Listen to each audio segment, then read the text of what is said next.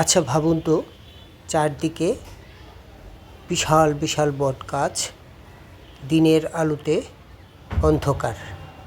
তারপর যদি দেখতে পারেন যে একটি মাঝখানে বিশাল পুকুর, গা ছমছম করার পরিস্থিতি, ঠিক তখন স্বাভাবিকভাবেই মনে হওয়ার কথা যে এটি একটি রহস্যময় জায়গা এবং সত্যিকার অর্থেই ঢাকার বুকে এরকম একটি জায়গা রয়েছে, সেটি হচ্ছে পূর্ব রাজার বাগ।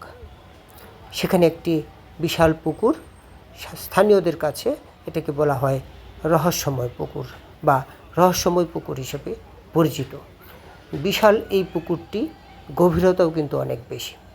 আসলে রহস্যময় পুকুর বলতে যেটাকে বোঝানো হয়, আমরা জানার চেষ্টা করেছি আসলে কেন এটিকে রহস্যময় পুকুর বলা হয়ে থাকে। স্থানীয়রা যেটা বলেন যে এই গভীর পুকুরে প্রতি বছরেই কেউ না কেউ সাঁতার কাটতে গিয়ে মারা যায় এবং এই পুকুরের পানি একটু কালচে টাইপের। সাধারণত চারদিকে গাছ এবং বনের কারণেই এটি হয়ে থাকে। এটি হচ্ছে বিজ্ঞান ভিত্তিক ব্যাখ্যা, কিন্তু মানুষের কাছে যে ব্যাখ্যাটি, সাধারণ মানুষ যেটা মনে করেন তা হলো যে এটি একটি রহস্যময় পুকুর।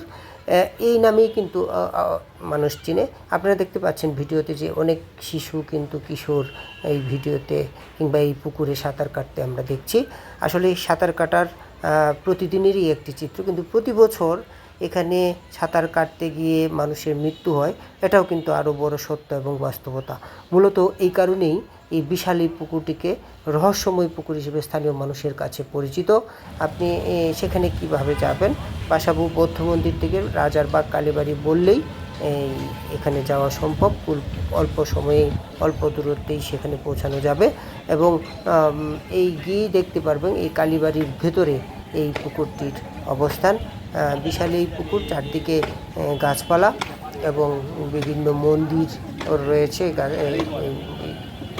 এই স্থাপনাটির চারপাশ জুড়ে, এবং বিশাল বিশাল বট গাছ রয়েছে যেখানে সারাদিন কিন্তু মানুষের আনাগোনা রয়েছে। সারাদিন মানুষ আসেন, এখানে বিশ্রাম করেন এবং একটি পর্যটন কেন্দ্রের মতো আসলে এই জায়গাটি তৈরি হয়েছে।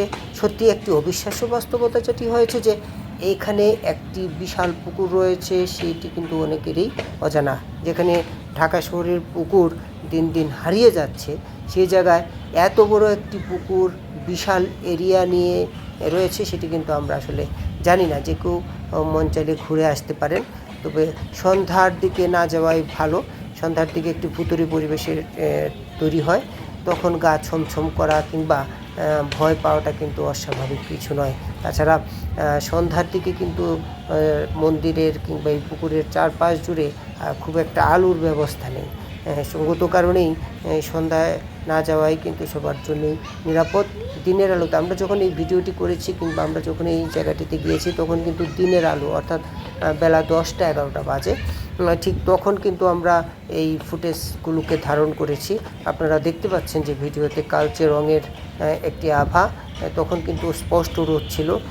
এই আভার কারণেই কিন্তু কিংবা এই পুকুরের বিরাট গভীরতার কারণেই কিন্তু এটিকে বলা হয়ে থাকে যে এটি একটি রহস্যময় পুকুর। আসলে রহস্যময় কিনা সেটি নিজেরাই গিয়ে দেখতে হবে এবং দেখার সঙ্গে সঙ্গে আমরা নিশ্চয়ই সেই বিষয়টি বুঝতে পারবো এবং অনুধাবন